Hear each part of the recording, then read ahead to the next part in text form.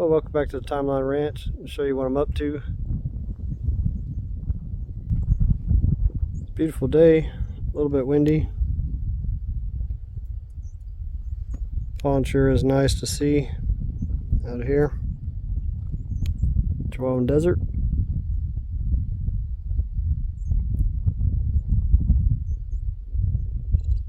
A lot of those migratory finch around the edges, coming in for a drink every once in a while and enjoying some of the grass seeds from last year's crop.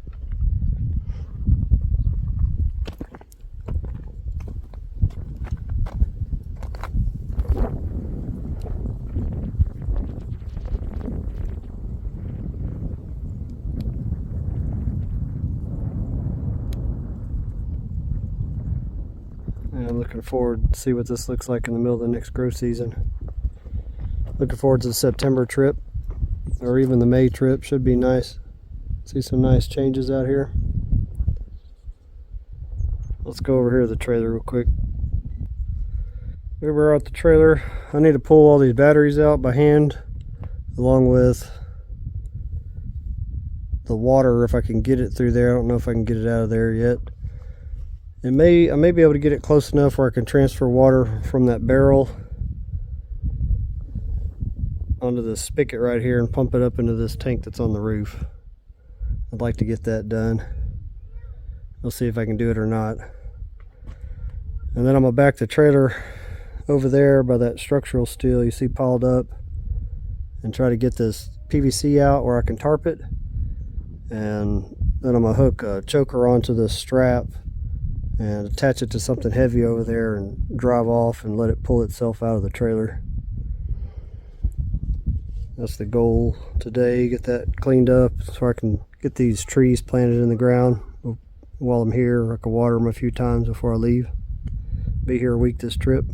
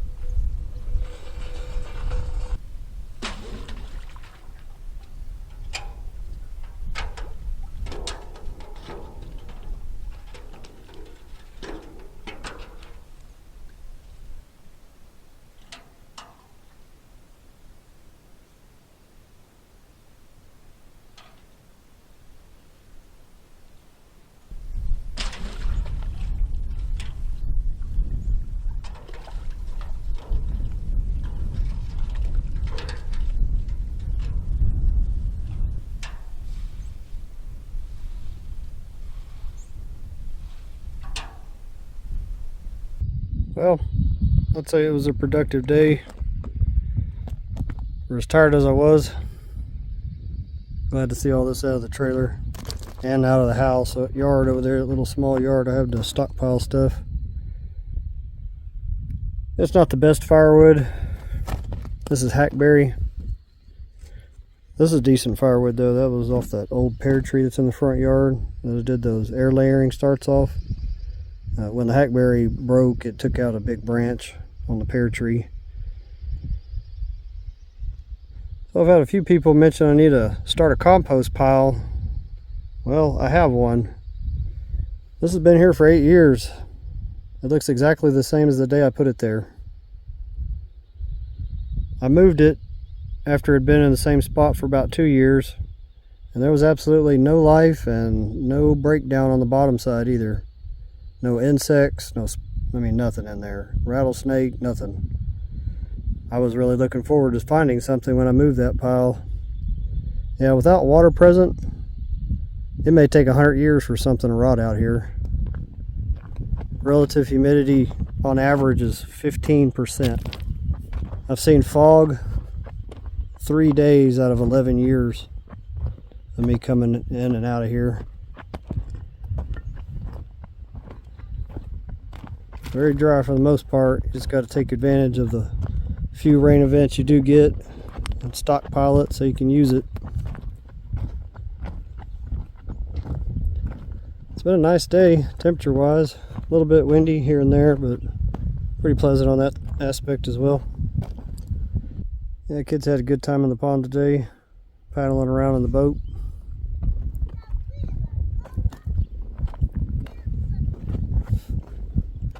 I think I'm gonna have to trim this Baccharis here.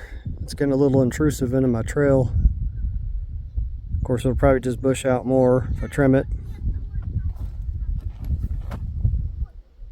Yeah, it's nice to see some of these early spring flowers coming in. Hopefully we'll catch a couple little rains to get everything kick-started earlier this season.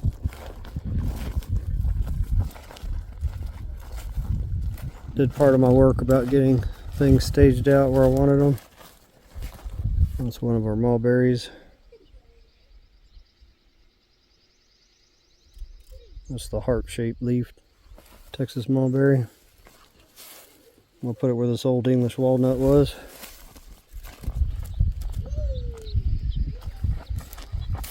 I watered these about a week ago when I stuck them in the trailer before I covered them up. Couldn't get to them. I guess a week was almost too long for this deal that was in there.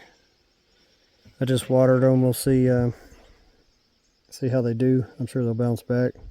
I'm gonna go ahead and plant them with it.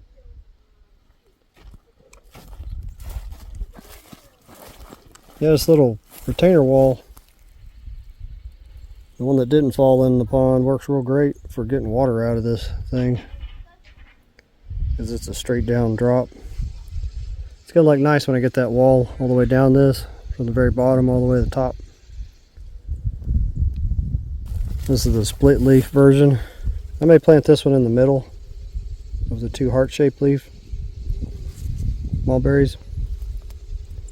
Yeah, both of them pots that had the deal in it dried out pretty good. I didn't want to put water on them again until I got them where I wanted them though. I may take the weed eater down here and knock a little trail down along the side. Not all of it, but just, a little area before the grasses start coming back. Just to see rattlesnakes, if they're in the trail or not. It's hard to see through this grass. Yeah, I'm hoping to see a few of those little fathead minnows this evening in this grass.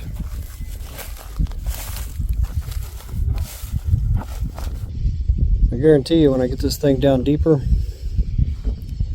it's going to help clear this water up. The deeper it is, the clearer it's going to be. Gives it more room for that sediment to settle out, more calmer waters down lower.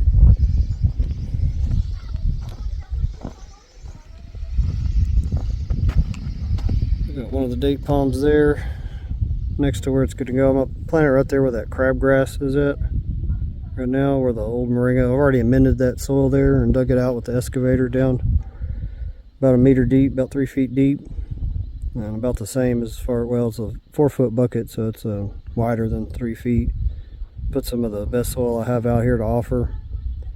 I'm just going to dig down a little bit bigger than the pot size. Put a little bit of that pond muck. The anaerobic bacteria has been breaking down all that organic material that washed into the pond over this past 8 months or so. And give it a good soaking. And that'll be my planting on that one. These palms are quite tough once they get about that size. And over here on the back side of the dam / big leaky weir,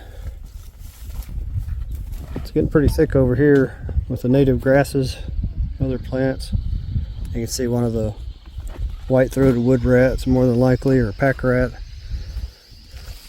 has been at it, eating the leaves off the Yucca faxoniana. You can see its chew marks up here. Right in here. That's where they get their moisture from. There's our other Phoenix dactylifera date palm. I'm going to plant it right in here on the top side of this big leaky weir. I think it'll have the best chance as far as getting a little bit more moisture. It's going to take a beating when the water comes through here, but I think it'll be all right. It'll grow good and strong like these yuccas are that are right here in the waterway. Yeah, I'm really liking how it's looking back here.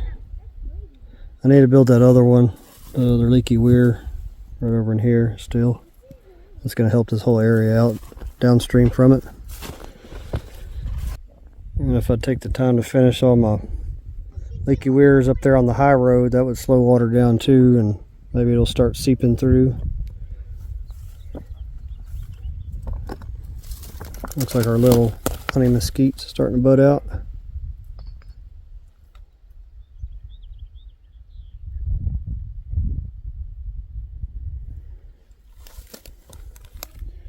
Yeah, I'm liking this branch here, and probably this branch here. I'll let the rest of it grow for now. Don't want any low growth though.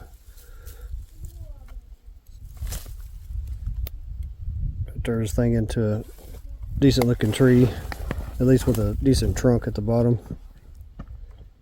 So here we are in that other fenced area. I'm going to plant this Phoenix dactylifera date palm where this moringa was, because I've already dug down about 1 meter deep, about 3 feet deep, and amended that soil. I'll do the same as what I talked about on that other one.